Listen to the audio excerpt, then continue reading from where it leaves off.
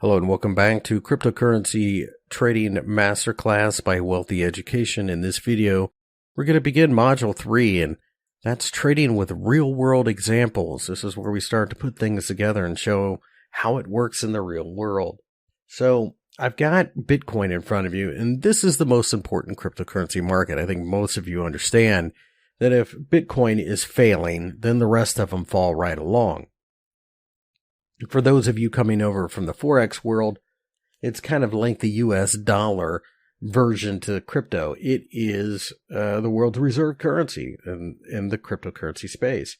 So the first thing I like to do is I like to look for potential big figure areas. So let me go ahead and lay out every 10,000 these lines, because they do tend to kind of cause a certain amount of psychological and support and resistance. People want to take profits. Furthermore, there's also the possibility that, quite frankly, there might be options expiring in the options market. So that has a bit of an effect as well. Go ahead and put 20,000 down. And now you have a bit of a grid laid out. Doesn't mean we can't go above 50,000. That's just the next psychologically important level. So we're on the weekly time frame. We're in an uptrend. I mean, there's no two ways about it. You'd be pretty hard pressed to find somebody to argue that with you. So let's go ahead and drop down to the daily. And we can put some moving averages on here. Let's put 2 moving averages. It's the daily chart. So I tend to prefer the 50 and the 200. So let's make this higher time frame one here, 200, and make it black. And you can see we are well above that. And let's make this one red and make it 50. So the 50-day EMA has a little bit more to say, at least at the moment, than the 200 does, because we are so far away from it. We went back and forth and did nothing until this last shot higher really started to take off. So that would have been your first potential setup.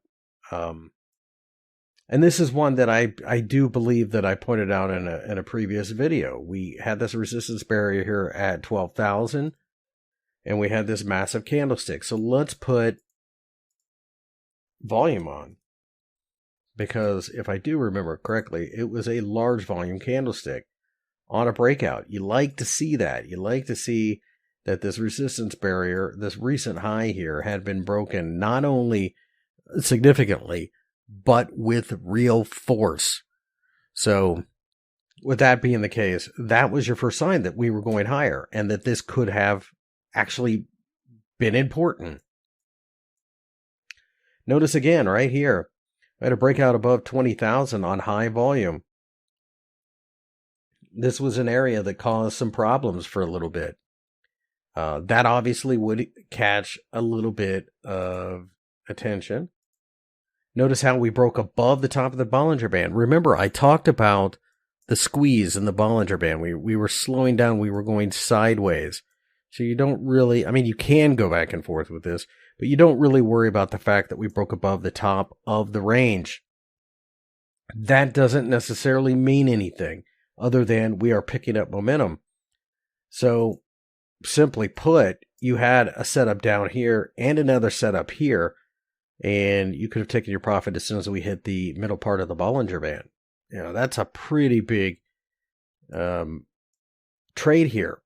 But notice how we didn't even hit the Bollinger Band until we were here. So you could have put your stop loss below 30,000. So that may have kept you in the trade a little bit longer, at least.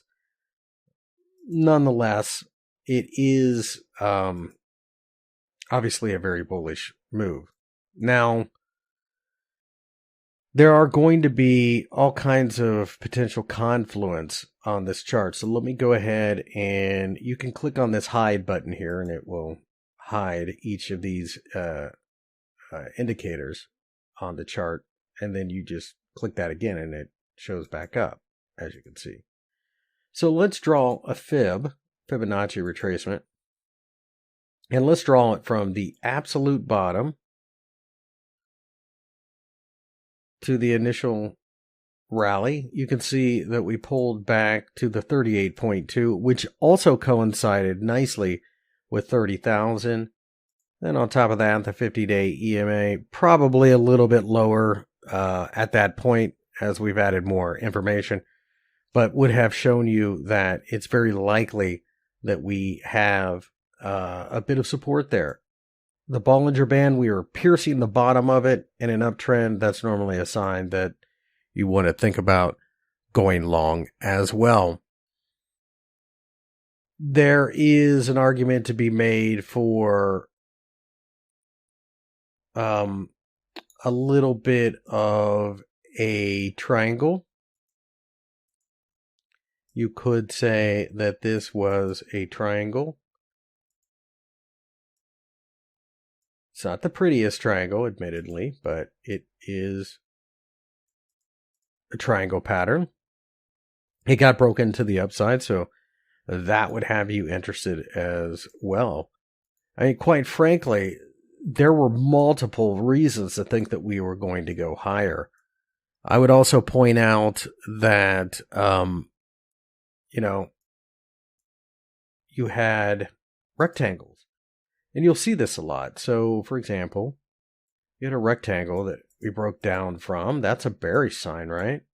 That's a sign that, hey, maybe we're in trouble. But you previously had a rectangle here. So that offered support, and that's exactly where we bounced from.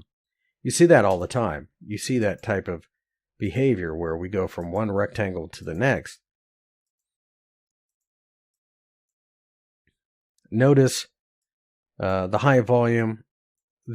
Another thing that I would point out is when we pulled back to here, to the 50-day EMA, we formed a hammer. We broke higher from there. We formed a hammer from there after the initial breakout. So that tells you that the buyers are still in business, and we did, of course, shoot to the 40,000 level, the next area. Now, as I record this, we don't know how this candlestick plays out, but let's just say it ends up like that. That tells you that you could see a little bit of a pullback towards 40,000. That's not necessarily a sell opportunity. That is an opportunity to pick up a bit of value. Remember, you're paying for this just like you are any other asset or any other thing that you can buy. The analogy would be, do you want to buy this Lexus or BMW or whatever at 40,000, or would you rather pay 47,000 for it? All things being equal, it's the same BMW. Well, you want to pay 40 if you can. So that's the idea of buying a pullback. It's literally finding things on sale. Now, it's hard to imagine a scenario in which you would want to be a seller, but clearly if you break down below 30,000, you will have broken through massive volume, massive support, and then at that point in time, you have to be concerned about the trend. But really nothing on this chart suggests the trend's going to end anytime soon. Notice this hammer here. We pulled back to the 50-day EMA. It wasn't successful right away, but it did work out eventually. Shows you that there's interest, I should say, is probably the best way to put that. Notice that at this resistance level, when we rallied here, we formed this big long-legged doji, broke down the bottom of it, and then came down to fill this area here to go looking towards that previous resistance. That's that whole market memory, support and resistance. These things all matter. These things all come into play. You know, the thing is none of them work 100% of the time, but in general, it will keep you on the right side of the trade, and that is what matters. You have a bit of a double top right here at resistance. We formed a shooting star, and then a hanging man right here. Both of those are valid sell signals. There's that M pattern, if you will, and we filled that target without too many issues. You see this time and time again. I know it seems simple. The trick is recognizing it while we're going through it. Here's a double hammer on a pullback. That suggests that we're going to at least come back and try, and that's where we formed that candlestick there. So as you can see time and time again, you do see patterns and they do give you a bit of a heads up, but you have to trust these things to work. That's the thing. It's a little bit different in the heat of the moment. But you get this breakout here, you have to trust that it works. You have to be willing to put your stop loss like halfway in the rectangle and just let it go. Aim for a target. Target 200-day EMA makes a lot of sense. This was an area where we'd seen some consolidation, so we pulled back. That's fine. Markets don't go in one direction forever. Notice how this was a very massive candlestick to the downside, high volume, but the next candlestick was green and it had even more volume. That tells you you've got some issues. There's a hammer here, shooting star there. There's a lot of confusion. Eventually, you break out of this area, and that tells you that you're more than likely going to continue to go higher. These are all things we need to pay attention to on the charts. You can save yourself a lot of headaches if you just listen to what the market is trying to tell you. The market is trying to tell you what it wants if you are there to listen. So here we go. This is the RSI. Right at the 40,000 level, a bit overdone. We broke down to a fresh low, lower low. Well, it's a sign that maybe it was time to get out.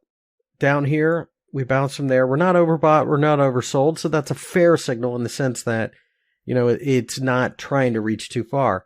Now that we've done this, we are in the overbought condition, and you have to be a little bit hesitant to pay all the way up here.